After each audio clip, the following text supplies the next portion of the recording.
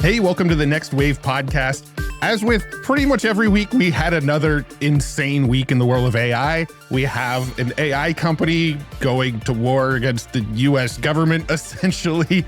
We have a brand new image model, which we're going to fully demo and test and play with and really put it through the motions. And we've got AI agents everywhere this week, just tons of new AI agents. We're going to break down some of the new AI agents that came out. And we'll talk about Burger King at the end because Joe used to work at Burger King, so why not talk about Burger King? Anyway, let's get into it, Joe. Thanks for joining us again. What do you got for us today? Thank you for having me. Yes, this has been a wild week, man, and obviously you know that, but I think the big glaring topic of them all, which has gone pretty public now, I feel like people are finally waking up to what's happening with this whole like Pentagon standoff with Anthropic, you know, the maker of Claude. I guess, Matt, how would you kick this off? Because it's kind of shocking, to be honest. It's kind of freaking me out. Yeah, no, this one is a pretty crazy story, I would say, because it has such big sort of global consequences, right? Like, to me, it's a big deal, and I don't feel like enough people are talking about it. I actually made a video about this like almost over 2 weeks ago. By the time this podcast is live, I made a video about this 2 weeks ago. Nobody was talking about this. It was still flying under the radar. And I was like making a video trying to go, hey, everybody needs to be paying attention to this. Like, screw your productivity apps and stuff. Like, this is what's important right now. But here's the sort of TLDR for people that aren't totally looped in on what's going on right now. So you've got Anthropic. Anthropic is the only company, up until recently, was the only company that had access to classified information within the US government. They were the only model that the US government trusted enough with their own classified information. Now, when Anthropic also recently signed a $200 million deal that had tie-ins with the Pentagon and Palantir, who, you know, famously makes military equipment and things like that. They had this $200 million deal. And what really sort of set things off was, remember when the US went into Venezuela and basically pulled out Maduro, their president, and brought him back to the US? Well, it turns out that Anthropic's AI was used as part of that mission. Somebody at Anthropic contacted the Pentagon or, you know, some US official and said, hey, is it true that you used our model to do this raid on Maduro? And the US government, the Pentagon, whoever they were talking to, was very unhappy with the fact that Anthropic was even asking how you're using our AI. That was the sort of like thing that set off this chain of events, is why is Anthropic asking how we used this stuff, right?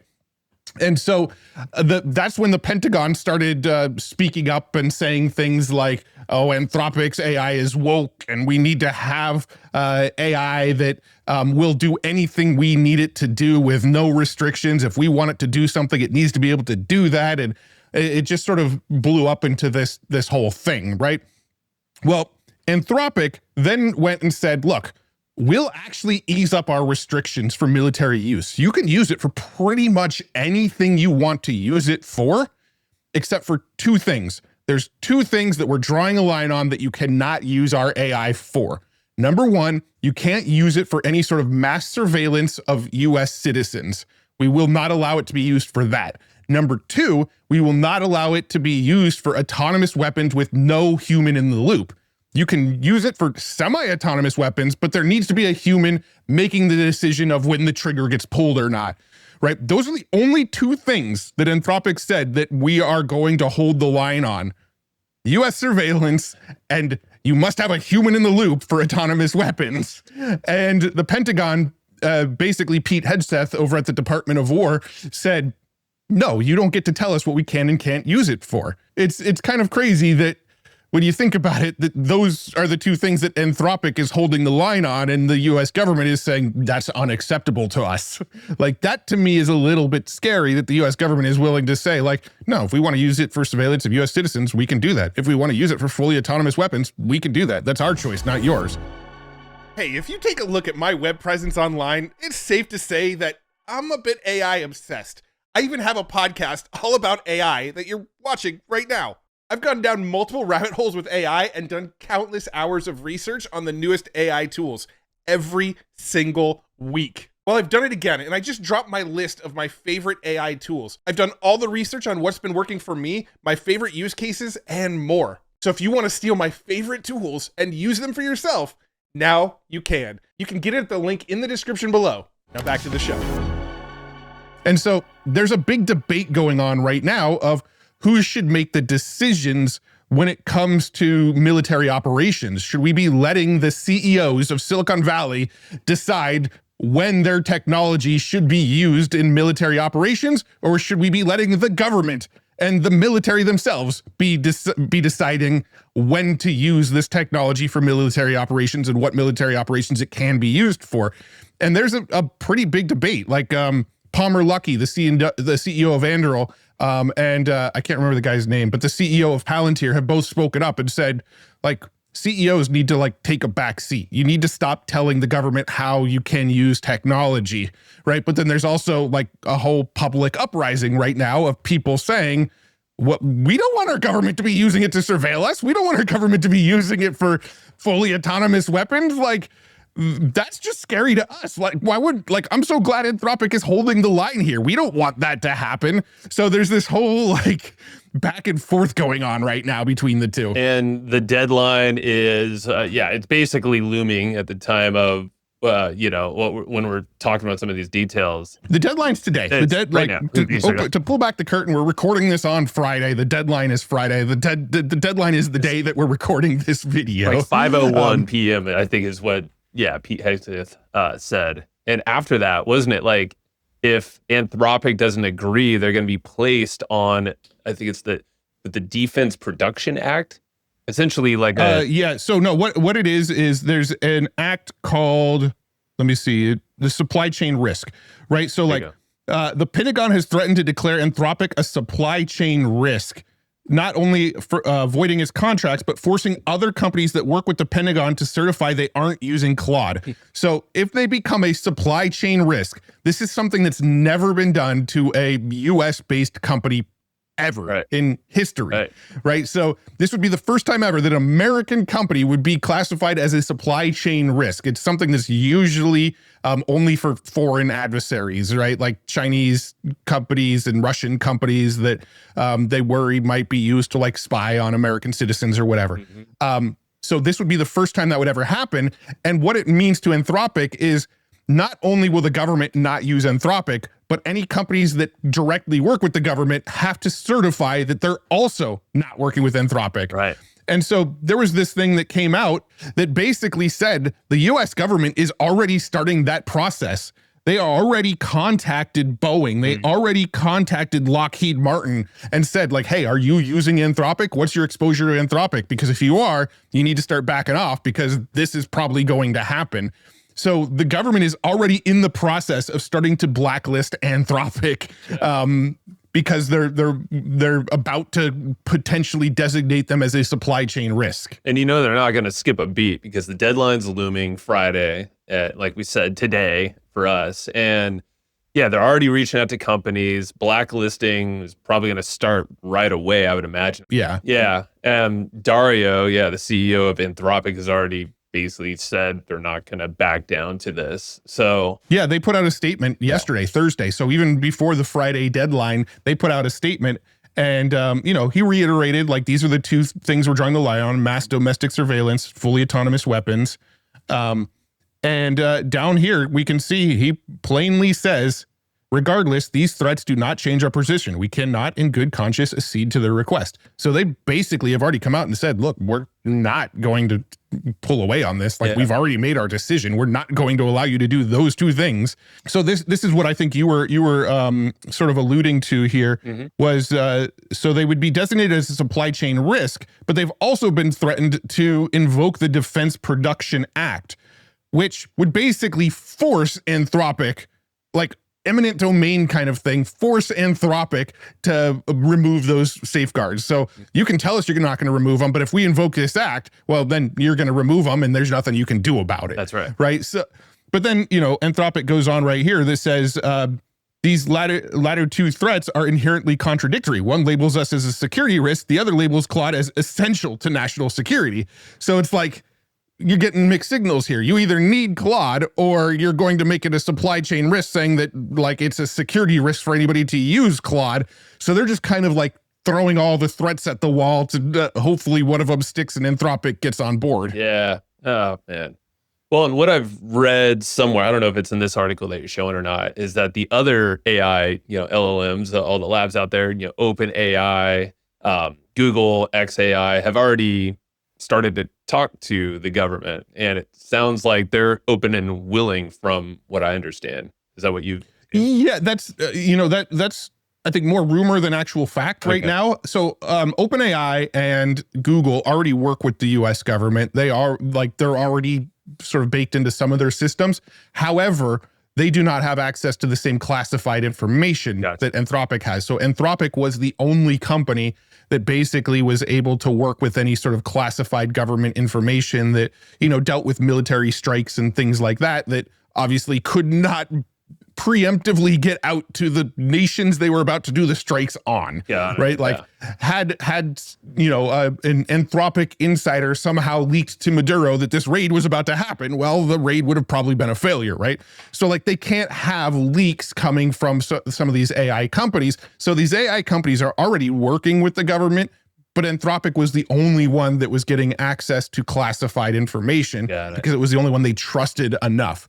Saying that, there has been confirmation that Elon Musk went, oh, you want to like spy on civilians and use autonomous weapons? You could use ours for that. We don't care. Like, yeah, come use us. I saw that. Yeah. And I mean, if you go into X right now, you just see all of this is everything that Elon's posting right now is basically regarding this, Yeah. And it makes sense. But yeah, it sounds like Grok is already into all the classified documents. I don't know. I'm probably not all of them. I don't know if they're in there yet, but they did sign a deal. XAI has signed an agreement to allow the military to use its model Grok in classified systems.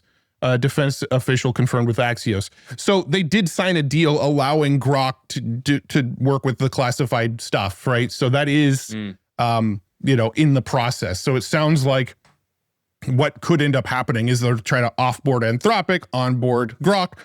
Saying all that, like Anthropic's the superior model, and the government knows that. The government has flat out said multiple times, like, we want to just use Anthropic. It's going to be more of a pain in the ass to not use Anthropic than it would be to like stick with Anthropic.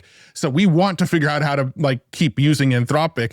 I almost feel like what they'll do first is almost invoke that act that forces them to remove the guardrails. Anthropic will continue to hold their ground. It might go to court. It might turn into this long like legal battle.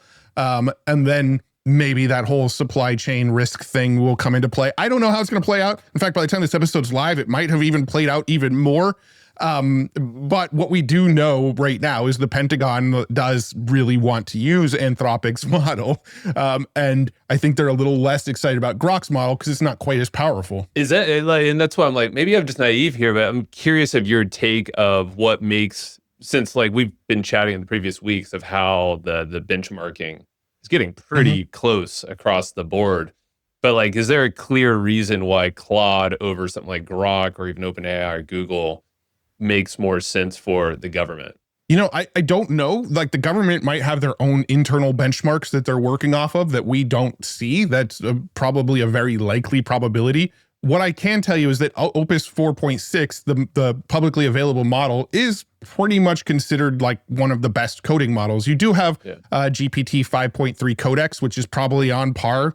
Most people are kind of using those interchangeably now because they're both as good as each other when it comes to coding specifically. But when it comes to like military use cases, I'm sure the military sort of tested different models and decided Anthropic gives us the outcome that we're looking for more often than these other models.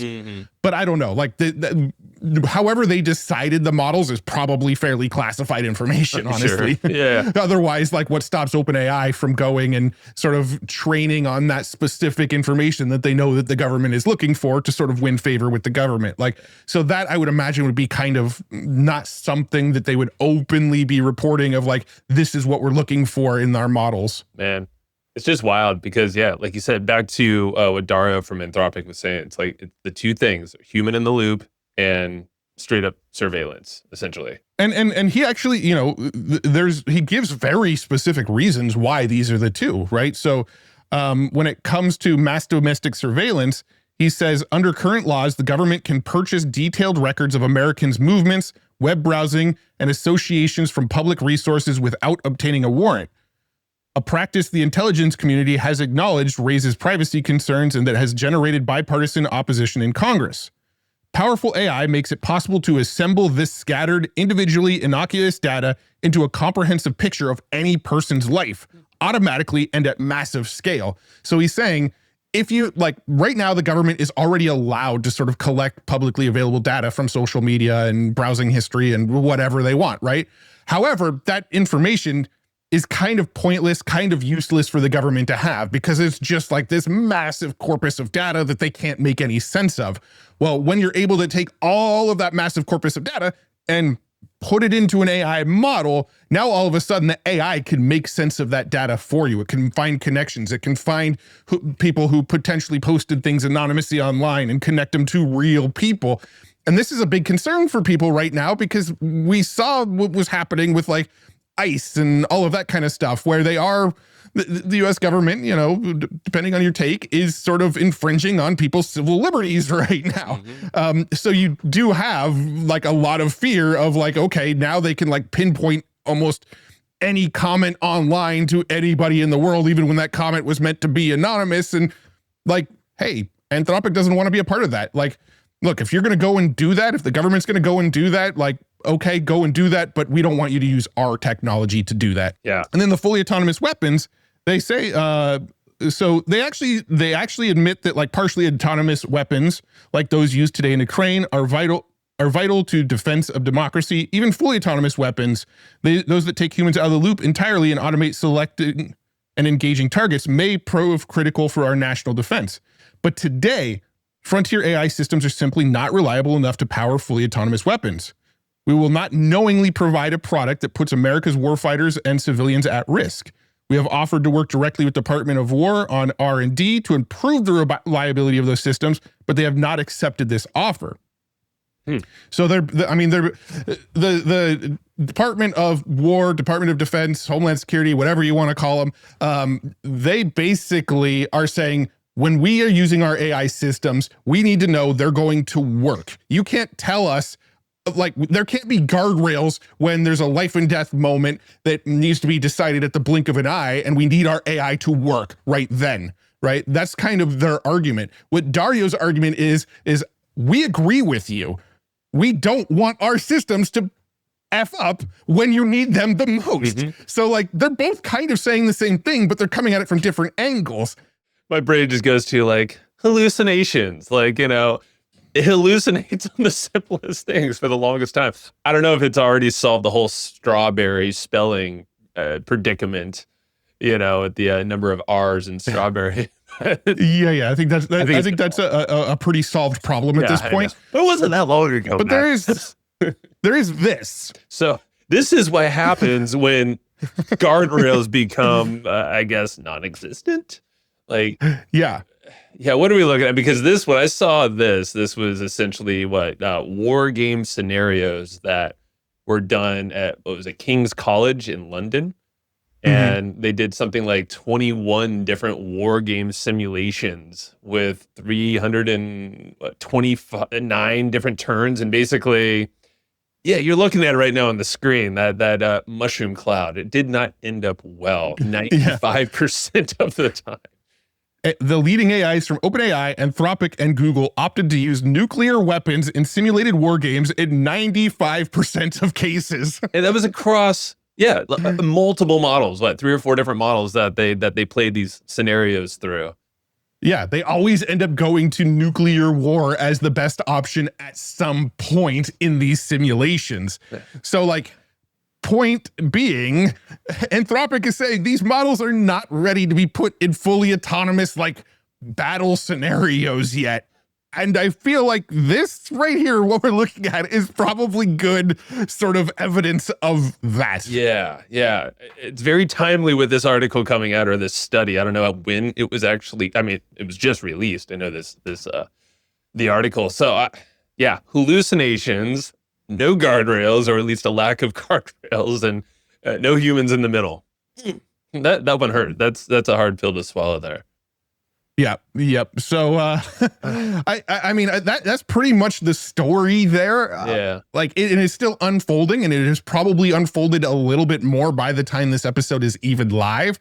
But as of right now, the where it stands is the Pentagon is giving them till the end of the day today, Friday, the day we're recording this, to basically get on board with their demands. Otherwise, they risk being labeled as either a supply chain risk or basically having the government force them to remove the guardrails, right? Like, but there's still a pretty heavy debate. You would think, I don't know. In my mind, I feel like this is pretty obvious. Like in my mind, just, sharing my own opinion on this, I think Anthropic is right. Like, hey, if you don't feel your models are good enough yet for these use cases, let's not put them in these use cases yet, because that is a scary scenario. I feel like it's fairly black and white, but I am seeing a lot of counter arguments online right now. I am seeing a lot of those counter arguments from people saying, look, Silicon Valley CEOs should not be in charge of the decisions that our military makes. Put those decisions in the hands of military officials. Right. Man, it's tricky. I'm trying to find, I don't know if there are some solid counter arguments, because I mean, overwhelmingly, I've seen a lot of people be like, yeah, I stand with Anthropic or Dario.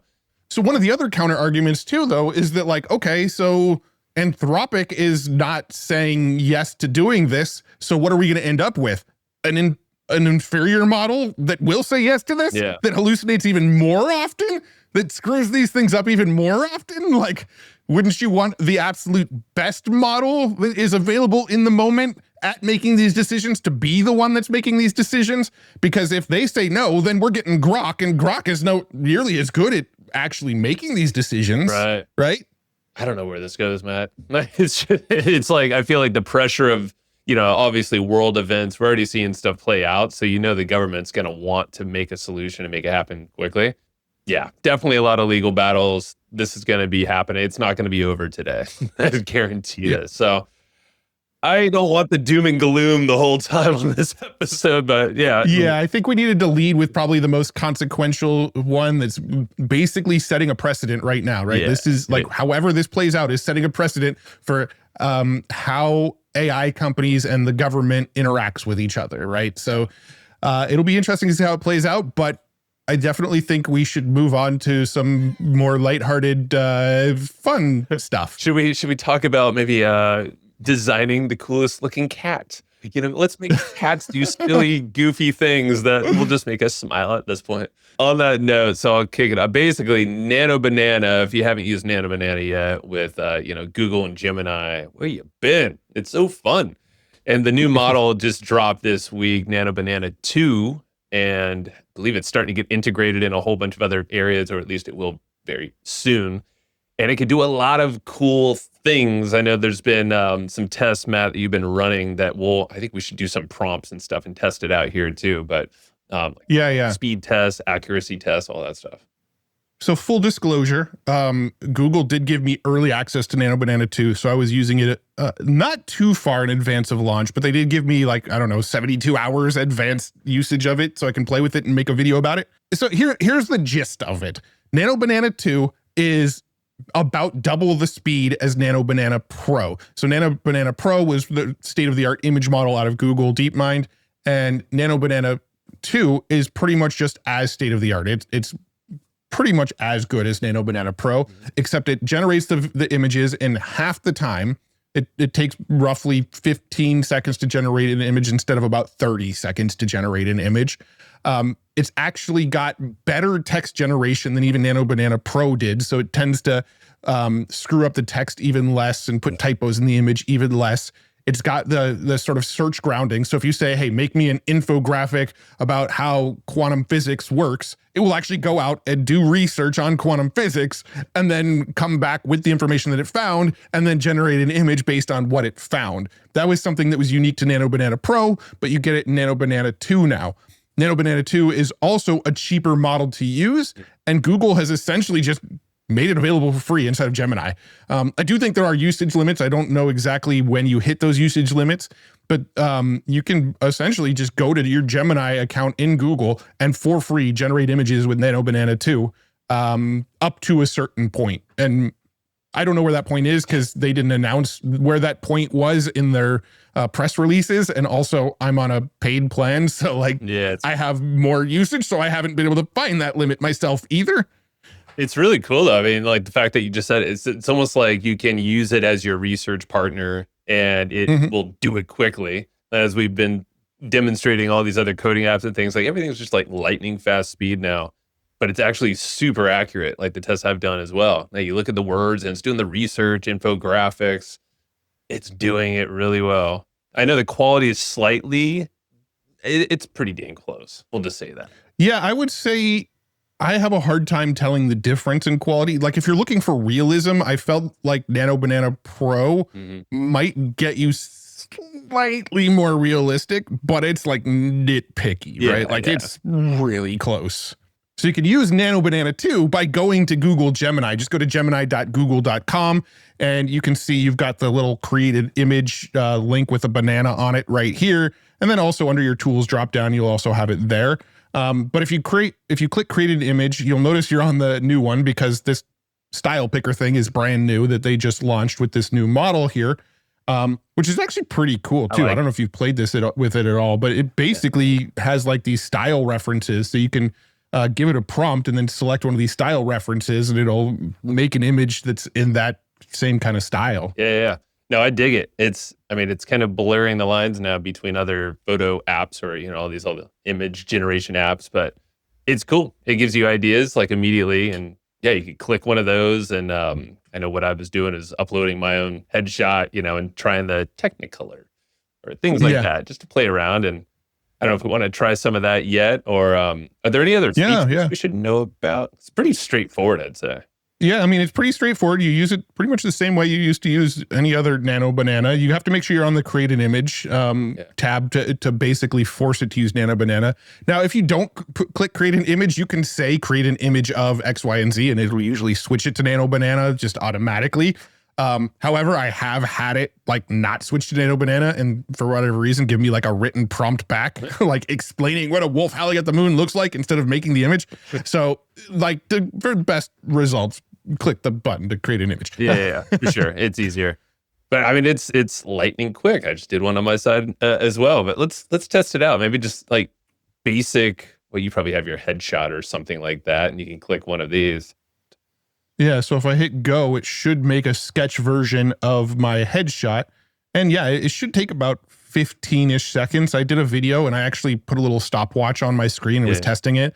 And it was taking on the slow end or on the fast end to like 12 seconds, on the slow end, 17, 18 seconds. Yeah, there we go. Oh, look at coffee stain. Even put a nice little coffee stain there. Oh, I guess the example has a coffee stain too. Yeah. So could you modify this? Pretty impressive. Like could we change the direction of the sketch? Like we wanted to say, I don't know, like can we rotate it? Yeah, let's say rotate the napkin 90 degrees. It's a really detailed picture on a napkin. I'm impressed. Somebody was really sitting there for a while sketching that one out. Board edit. Yes. There we go. So, 90 degrees. Yeah. Draw it in colored pencils. Have you seen it work better in the AI Studio? The Google, what's it called? Yeah, AI Studio at google.com. Oh, I haven't really messed with it in AI Studio. That looks cool. There we go. Hold on. I know. I'm like, made my beard a little bit redder than it actually is in real life instead of grayer, because in real life it's a little grayer. Welcome to the club, Matt. But yeah, dude, I mean, that's great quality. I mean, I'm not seeing it like full screen, but I think you can get pretty high res too, right? Yeah, well, they claim 4K. I haven't been able to get a 4K image out of it. I can basically get it to be almost 3,000 pixels wide, but I haven't gotten it to like I think the biggest sort of width dimension I've gotten it to do is like 2,700 wide. I don't know how to actually get it 4K. Maybe that's only available via the API. So if we wanted to try it like in AI Studio, we might actually be able to get a 4K out of it. I was curious about.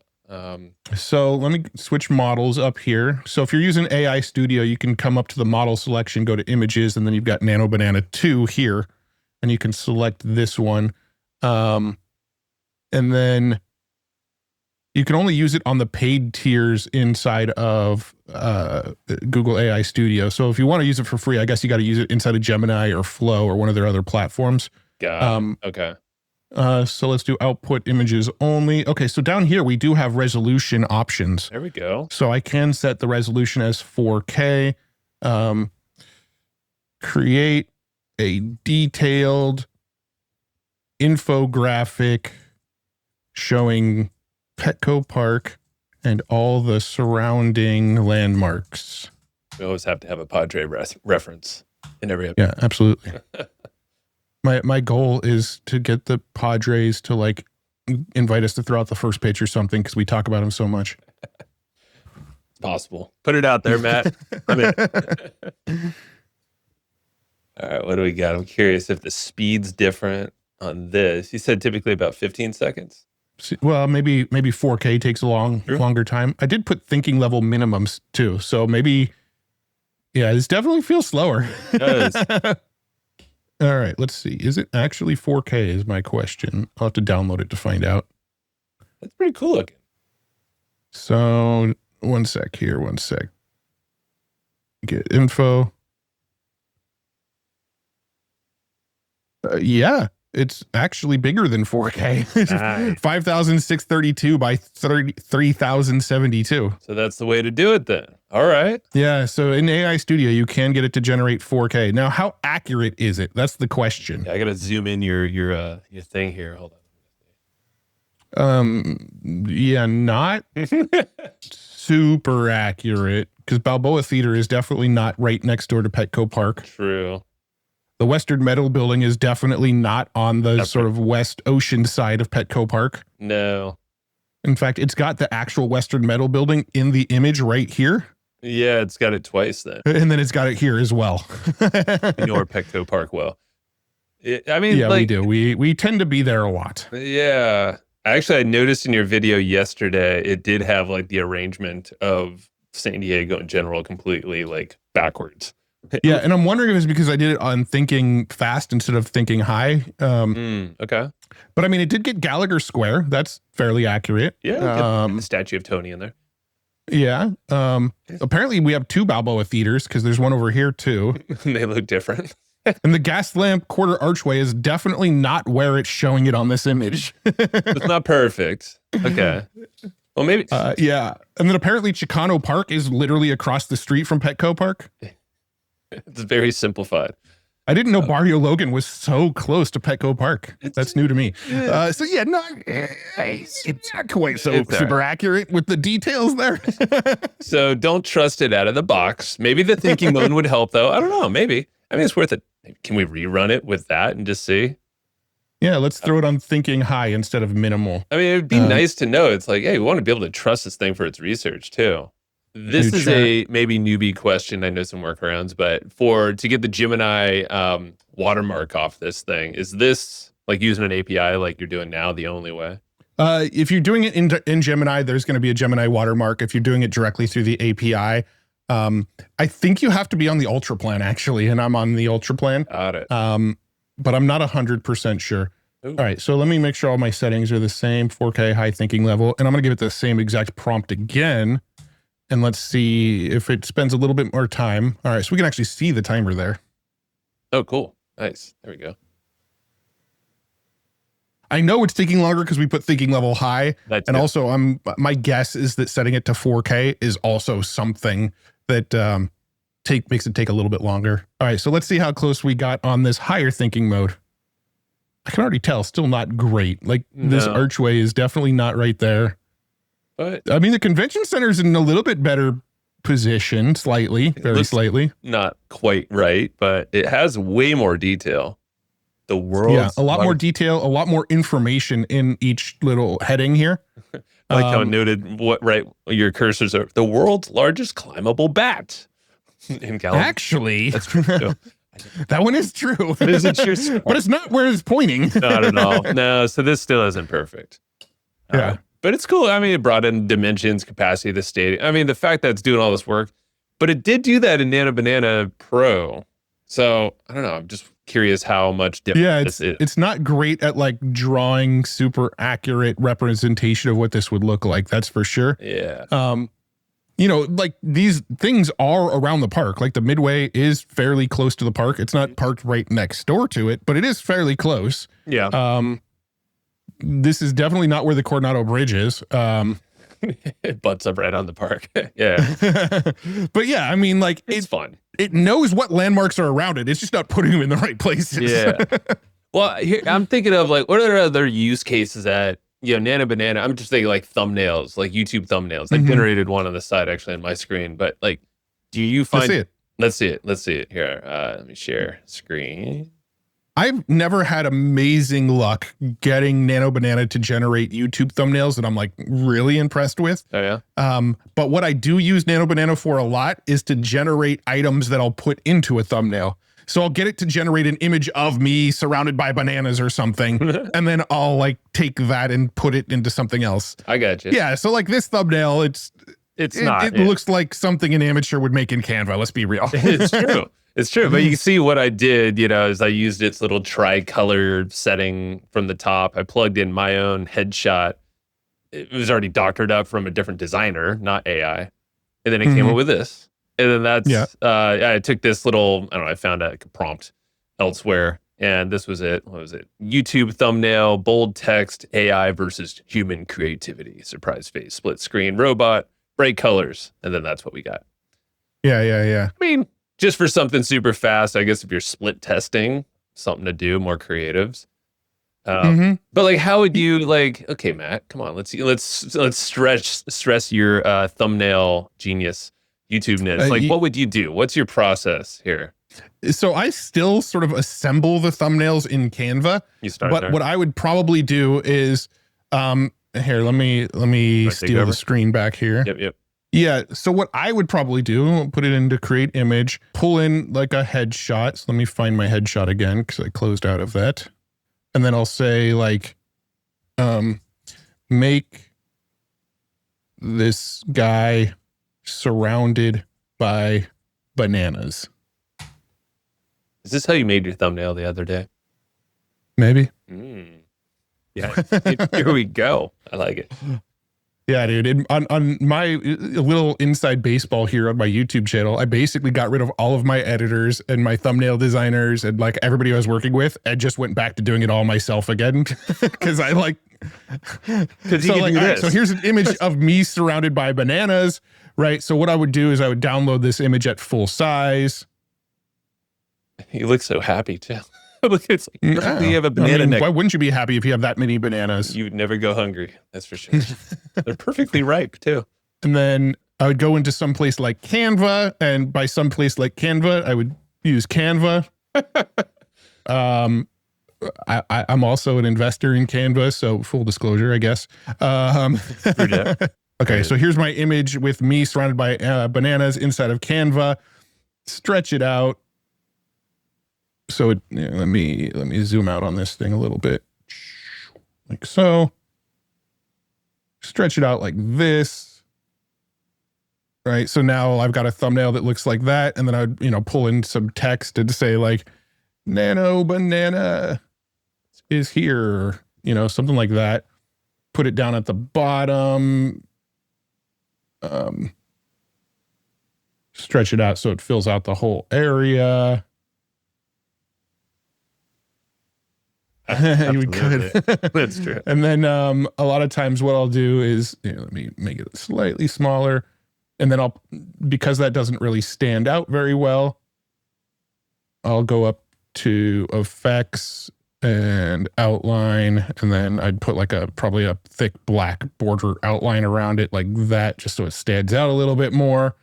and boom, that's how I would do a thumbnail. I love it.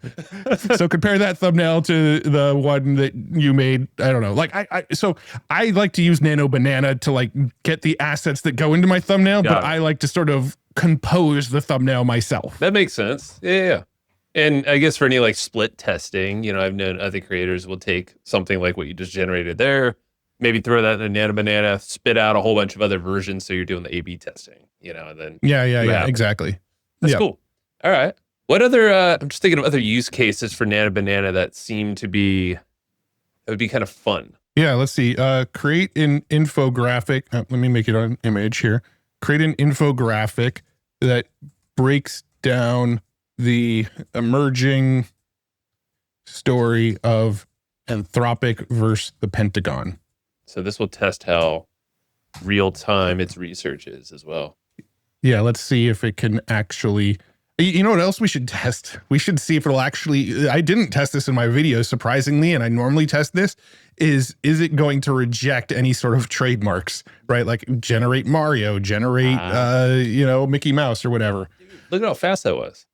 That was super fast. So breaking down the Anthropic versus Pentagon story, balancing AI and national defense, blah, blah, blah, blah, blah.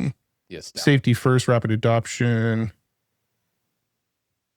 I don't really feel like this is an accurate representation of what's really going on. I mean, it's bringing in a lot of the aspects of who's... Yeah, but it doesn't have any details, really. Like, not the new... Yeah. AI safety research, defining, establishing guardrails for advanced AI, defense contracts, dual-use technology. Like, you would think there would be something in the image about, like, these are the two things Anthropic doesn't want. You know, like autonomous weapons, spying on U.S. citizens. Yeah. It doesn't have that. You'd think it would have something about possibly being designated as a supply chain risk. Nothing about that. Sure. Right. So I feel like it's not quite there. We drill it for more like even real-time updates. Like I'm just thinking as early as today. All right. So let me go ahead and try this again here. Make sure you include the most up-to-date information as of today. Stress how far this thing researches. But already, like this, using it in Gemini as opposed to Google Studio seems completely... Definitely faster. But again, we were trying to generate 4K on that other one, so maybe that was also part of what slowed it down. Yeah. This one, I don't think defaults to 4K. Even if I put in the prompt, generate in 4K, it won't. All right, so the two non-negotiable red lines: no mass surveillance of Americans, no fully autonomous weapons. There it is. CEO Dario Amodei statement: cannot in good conscience accede to unrestricted use. Concessions offered: missile defense and cyber defense only. July 2020. This is accurate now. Like this nailed it. Breaking news: ultimatum, unrestricted access or contract termination. Friday deadline expired. There you go. The Pentagon, U.S. Department of Defense, unrestricted all lawful uses. That's their actual wording. Rationale for demands: national security threat detection, full range of warfighting. We will not let any company dictate the terms. DOD spokesperson, whatever. So yeah, it pulled in the most recent news and created an image about it. I like that timeline on the bottom it did as well. Like all the stuff from the past, which the past wasn't like last year basically until now. Claude used so we've got go ahead. Yeah, July 2025, $200 million contract. July 2025, $200 million. So it sort of duplicated things. Yeah. May 31st, Denal contract. Not super familiar with that one. February 2026, Claude used in Maduro raid. February 2026, Anthropic rejects ultimatum. I mean, the raid wasn't in February of 2026, but that's not accurate. So there's definitely some inaccuracies here, but it's not bad. It did a pretty good job. I kind of like the like you're gonna have to fact check it if you're gonna use this in any sort of like production work. You'll definitely need to fact check it. Yeah. But it's pretty close. But can't you go back and edit images as well with the model? Like if we did call out some of these things on the bottom, you're like, hey, you got a duplicate on the bottom. Revise your work. Yeah. Try harder. The dates on the bottom aren't accurate, and there is duplicate information down there. Do better. There you go. Now, Gemini might make a bad image of its representation of you or itself. I wanted to say, I'm sorry, sir. Sorry. Never do this again, ever. How does this look instead? Wolf Overlord. All right. May 2025, initial contract award. December 2025, proposal submission. January 2026, DoD deadline expires. February 2026, chronology of standoff. February 26, 2026, Anthropic rejects ultimatum. February 27th, Pentagon confirms blacklisting. Is that news that we don't know? Is that news that we haven't seen yet? Is this breaking news we're finding out on the show? Let me look this up real quick. Through Gemini or Nanobanana? Oh, wait, hold on. This is what I found from 19 minutes ago. Trump moves to blacklist Anthropic AI from all government work. President Trump announced the U.S. government would blacklist Anthropic in the most consequential and controversial policy decision to date at the intersection of artificial intelligence and national security. The department plans to sever its contract with Anthropic, valued at up to $200 million, and require companies it works with to certify they don't use Claude in those workflows. Anthropic will also be barred from all other government work. There will be a 6-month wind down period to allow the Pentagon, its customers, and other government agencies to onboard alternatives to Claude. I am directing every federal agency in the United States government to immediately cease all use of Anthropic's technology, Trump wrote on Truth Social. So, yeah, I guess it's happening. Dude, Nanobanana broke the news for us.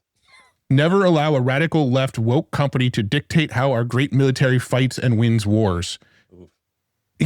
But is that really what it's happening? Because they're saying no spying on U.S. citizens and also...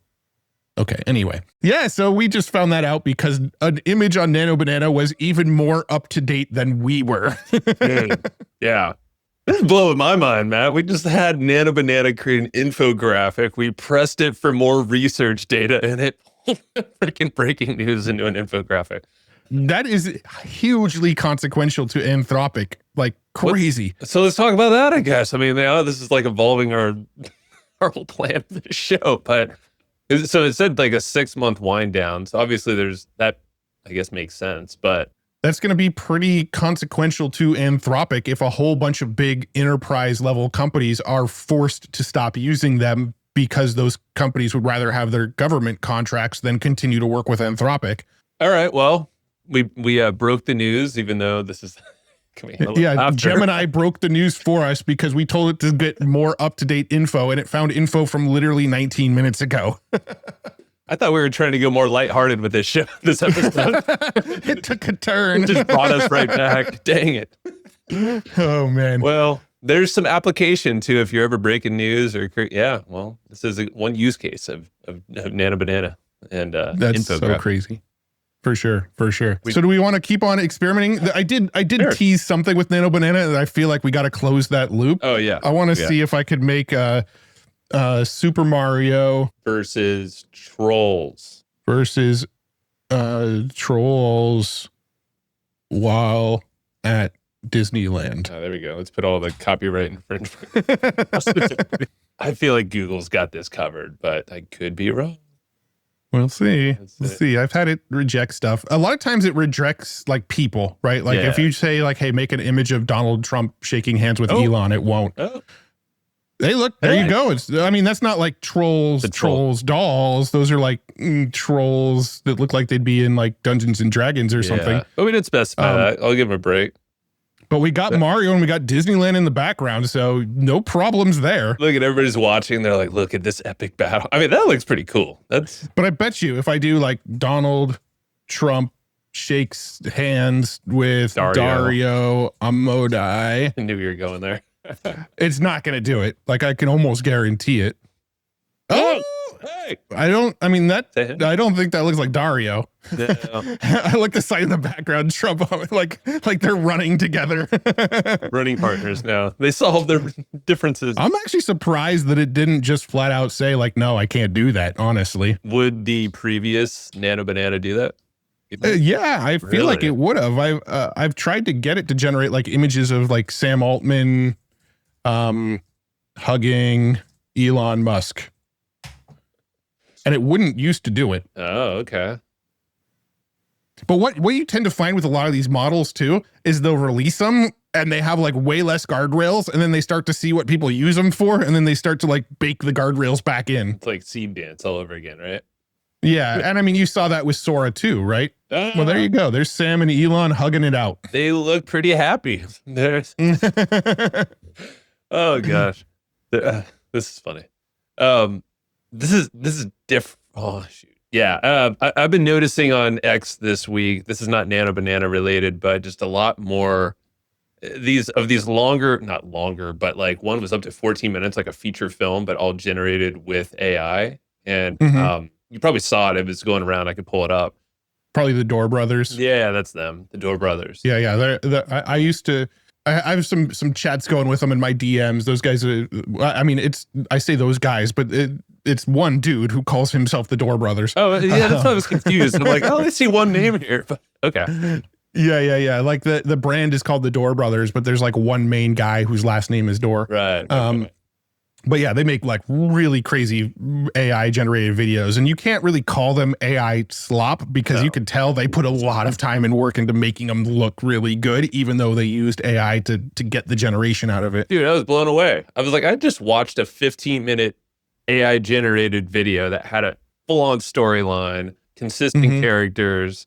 The Logan, the Paul brothers, we'll call them. Yeah. were made appearance. Had to like sponsorships in I don't know if we're allowed to show that or what, but I mean, I don't know. Yeah, well, technically anything that was generated with AI is not copyrightable, so you could show whatever you want. Good point. Yes. But I just thought, I was like, man, the level of detail and also just generation with video and how this is now becoming like a full-on, almost like a feature film, if you wanted it to be. It's like right there. And it's just, it's pretty cool. Yeah, no, those videos are definitely crazy. I saw there was one where there was like something they called like the phenomenon or something, and like there was some giant weather event and the lady was like rushing out of the building and like trying to get back to her kid, and it said to be continued. Is that what and like she drove a cyber truck down the road and then crashed her cyber truck and then got picked up by Kash Patel. That was one that was like really crazy. It went so viral that Joe Rogan shared it on an episode of Joe Rogan. And then there was also the one that they did in collaboration with Logan Paul. Logan Paul actually posted it on his YouTube channel. The Door Brothers one? Yeah. I think he did the voiceover is what they said at the end of it. And like featured himself. I was like, this is pretty cool. This is like the collab of these new producers, editors, prompters. I don't know what you call the Door Brothers. I'm like, this is opening up a whole genre. I feel like it's going to keep developing, people with their workflows and stuff. Yeah. And I mean, like, there's a difference between AI slop and people who used AI to make something really, really impressive looking. Yeah. And I find like the Door Brothers, they tend to be less on that AI slop side and more on the like, all right, they used AI and I can tell it's AI, but holy crap, they probably put a ton of time into this, right? That wasn't just like a couple prompts and slap them together and look, here's a video. It's like they worked on this for a while. I mean, should we show just like glimmers of this just so we have some visuals? Yeah, if you want to pull one up. Yeah, I got it right here. All right, so yeah, Door Brothers. We talked about these guys and actually starring Logan Paul in there as well. We will not watch this full thing, but almost 15 minutes long.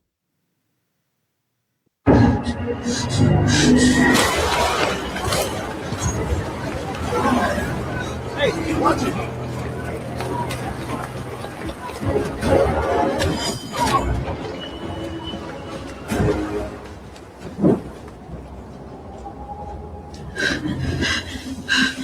Oh, fuck. I'm so screwed.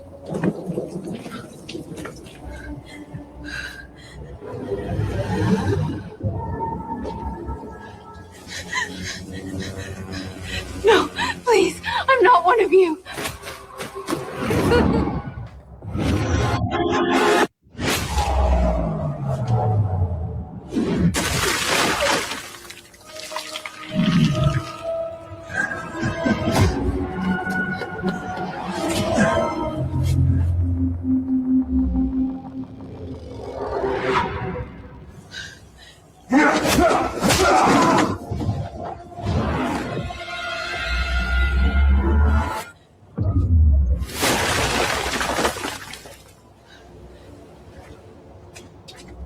face. Show your face.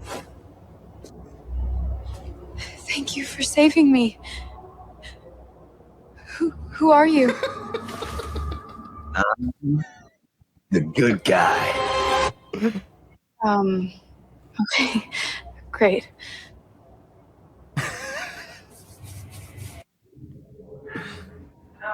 Yeah. Goes on for a while. Yeah, that's hilarious. Superhero Logan Paul. It's time to squash him. Do you want me to get him for you, sir? Not you, you fool! Get me my coffee instead! So yeah, that's pretty fun. Yeah. We'll link That's that. hilarious. It's pretty cool. But yeah, and then you have these guys are both in there at the end. Jake Paul with his broken jaw. Yeah. I won't spoil the ending because it has a storyline. So Yeah. the other thing, I thought that was kind of funny. And was it this one here? Oh, yeah. By 2030, almost 80% of people had lost their jobs. They had no money, no purpose, but they had a lot of time on their hands. The less people actually did physical work, the more they wanted to appear as if they did. What if we could use the energy of humans to power the machines that took away their jobs?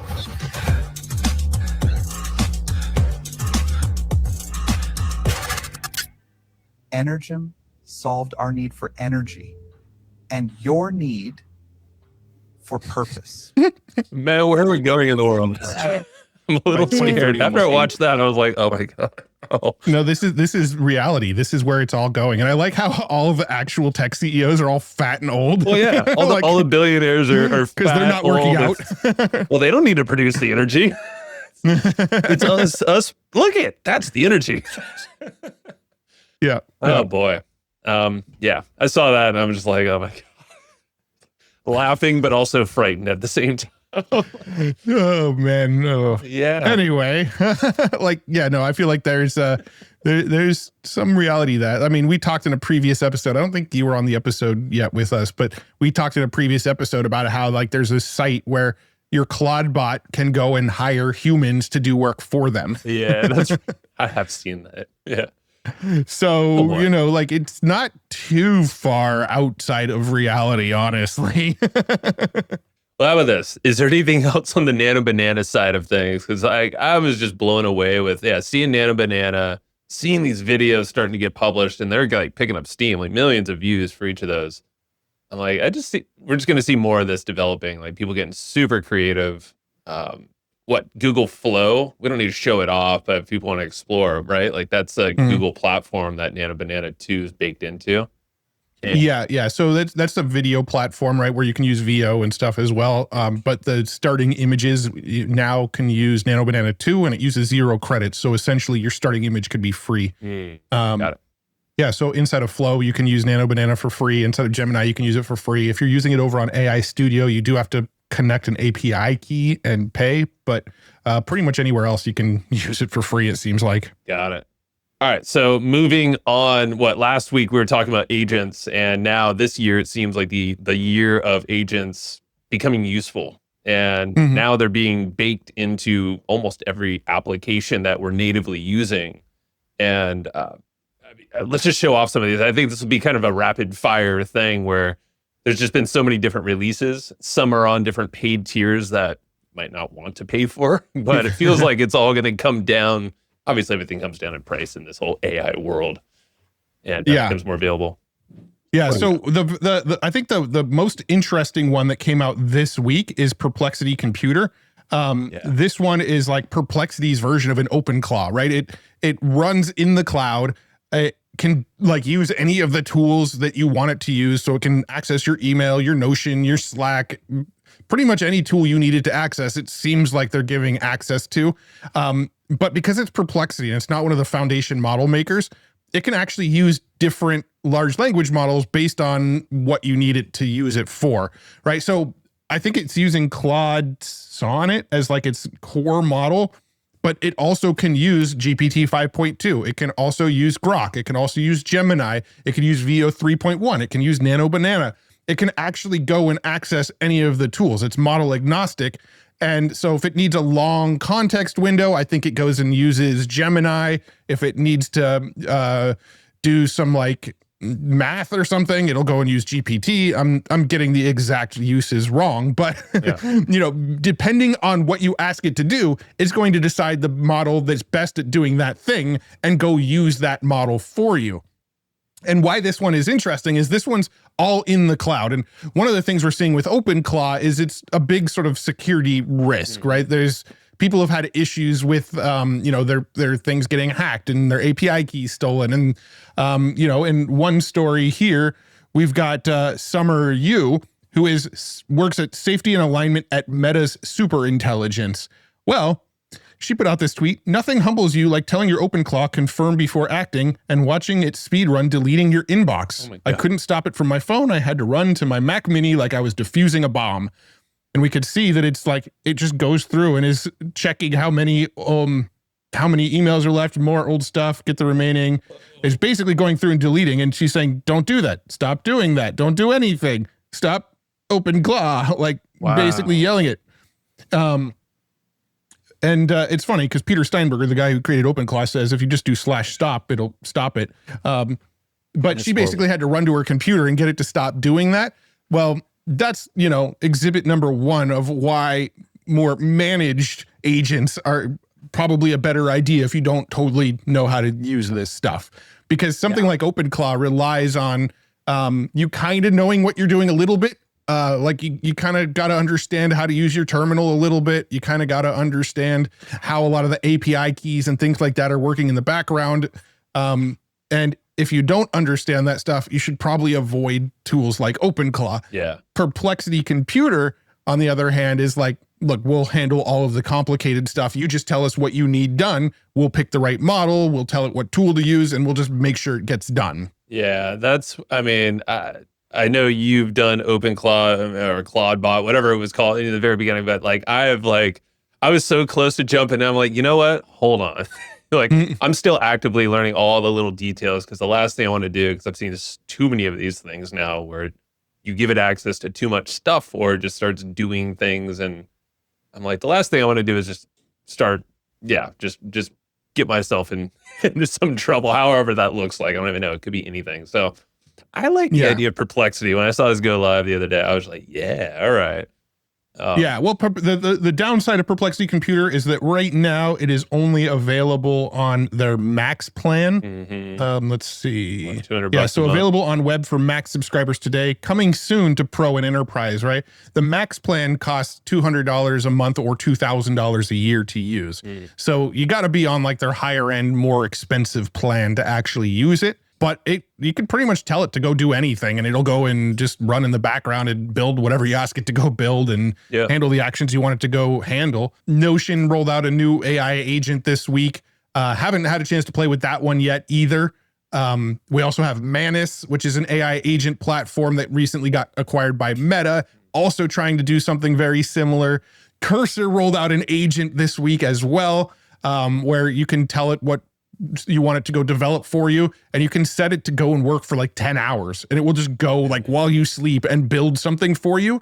And the whole time, the cool thing that I like about Cursor is the whole time it records what it's doing. Like it actually opens up a virtual machine, uses a computer behind the scenes, and it actually records video of everything it does. So when you wake up the next morning, let's say it worked for 10 hours, you can go back and watch the video of everything it did on that virtual computer for you to see if like maybe you can spot it making mistakes or doing something you didn't want it to do, which is really, really interesting. Yeah. But yeah, lots and lots and lots of like agents actually becoming useful. Yeah, useful. And just honorable mentions that I think Microsoft Copilot task dropped something. Cowork from Claude was adding some more features to automate things, and I think so the Microsoft tasks thing, they sort of teased it. They announced that it's coming, but they haven't really given access yet.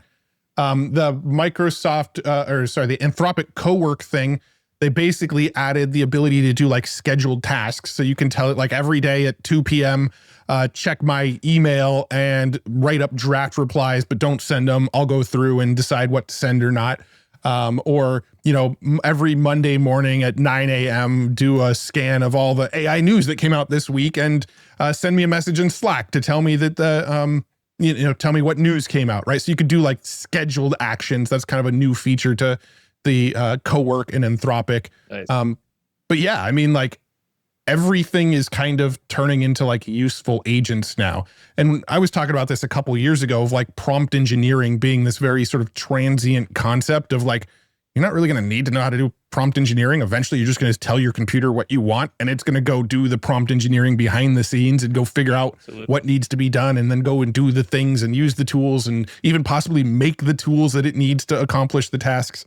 And we're kind of there. I think we're there. Yeah. Like, I don't think I've overthought a prompt in a long time. It's just like if you give it enough context, especially just like something basic like chatting through Claude, have it create the prompt from whatever the heck you just did, and then that can become a recurring thing. Plug it into Cowork or elsewhere. Yeah. I mean, it's getting to a point now where you can kind of treat like your AI agents and your AI chats the way you would treat an employee. Like you give them instructions of here's what I want from you. Here's my expected outcome. Here's the tools you have access to go do it.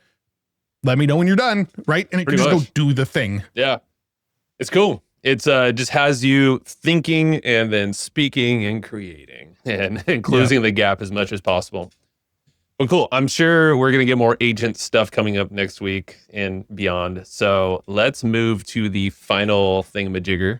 And your alma mater. This is your work alma mater. Alma mater. Yeah. It was my first official real job. I had some other gigs before that. The good old Burger King.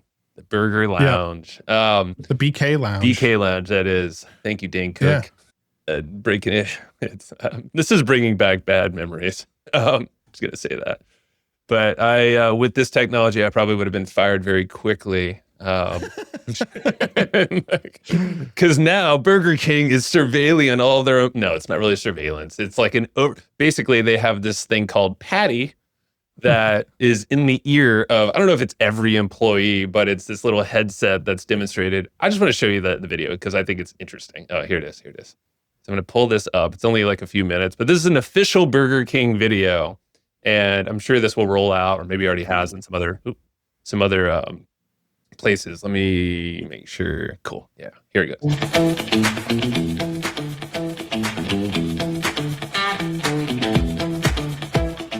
Hi there. Good morning, Patty. Looks like we had a great breakfast shift today. Is there anything that needs my immediate attention? The team's friendliness scores this morning were the highest this week. We are running low on Diet Coke in the freestyle machine. Thank you, Patty. I'll take care of it right away. Freestyle machine.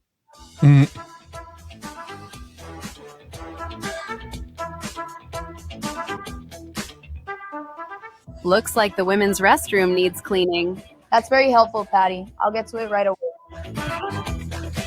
Hey, Patty, can you remind me how to build a new Ultimate Steakhouse Whopper? Of course. The Ultimate Steakhouse Whopper includes one 100% flame-grilled beef patty on a toasted sesame seed bun, 3 rings of creamy peppercorn aioli, 2 slices of Swiss cheese, 3 half slices of bacon, 1 scoop of mushrooms, and is topped with 6 onion rings. Make me hungry. Great job so far today, team. We're 1 order away from hitting our upsell goal. Hi, welcome to Burger King. Where you roll? What can I get for you today? Hi, yes, I'd like a Whopper meal with large fries and a Coke, please. Sounds good. So I have 1 classic Whopper meal with a large fry and a large Coke. Would you like to add a cinnamon apple pie to that? Yeah, I'd love that. Upsell target reached. Upsell. Hey, Patty, I'm about to clean the shake machine. Awesome. Would you like me to remove shakes from our digital channels until you are done cleaning? Yes, thank you. Shakes have been removed from our menu boards, third-party delivery, kiosks, and the BK app. I will add them back as soon as you are done cleaning the machine. Thanks, Patty. And while I have you, can you remind me of the procedures to clean the shake machine? Of course. Hi, Patty. We just sold our last cinnamon apple pie. Thanks for letting me know. Would you like me to remove them from our menu until tomorrow's shipment arrives? Yes, please. Okay. Apple pies have been removed from our menu boards, third-party delivery, kiosks, and BK app. I will add them back as soon as tomorrow's shipment arrives. Thank you, Patty. Hey, Patty. Raul just called in sick for his shift tomorrow morning. Sorry to hear Raul is sick. Looks like Maria is available for that shift. Okay, thank you. I'll call her right now. Patty, why don't you call her for me? I thought the same thing. I'm like, well, BK's that good, Patty. Then just do it. Just get Raul in the door or whatever. Patty's hungover and doesn't want to come in. What do I do? So look at this thing. Yeah, AI drive-throughs just yet. So it's they're building chat bots into employee headsets, but it doesn't seem like the brand's ready to widely launch AI drive-throughs just yet. Something like chains like McDonald's, Wendy's, and Taco Bell have attempted. We're tinkering with it. Interesting. With pretty hilarious results oftentimes, if you've ever seen those clips. I have seen a little bit of those, yeah. Obviously, you know, it seemed, I don't know, if I was working there, I guess training could probably be cut down really quickly, I would imagine. Yeah. Literally walking you through how to do your job while you're the hilarious thing, and the thing that I think most people are kind of honing in on is the fact that it's counting how many times you say please and thank you, and then it's giving you like a sort of like a score on like how pleasant you are. So I mean, it's like, to me it feels like only a matter of time before like Patty is making the firing decisions. Like, hey, last week we wanted you to say, we noticed you talked to 30 people but only said thank you to 15 of them. That's unacceptable to us. Like, I see that as like the future of where this all goes. Like, come on, like the people who own the franchises want the actual employees in BK, no offense, Joe, to be as brainless as possible and know exactly what they're supposed to do. Or like, they want the AI to make the decisions for them, and they don't want anybody there to actually have to think. I didn't spend a lot of time there, Matt. I did have fun. It still looks roughly the same, unfortunately. So that's not the one you worked at though, because that's a Habit Burger. That's true. It's upgraded tremendously. But I guess, I read here that Patty, the AI assistant, is powered by OpenAI. Yeah, it's in 500 restaurants already and rolling out to all 7,000 by the end of this year. So, first of more. It's a good thing they didn't use Anthropics, because they'd probably have to cut ties, because I bet people in the military buy Burger King. And they're probably on base. It all comes back to this Anthropic story, right? It's so consequential across the board. I'm telling you. All right. Well, I don't know where this goes, Matt. I think next week is going to be just as busy and we'll learn way more.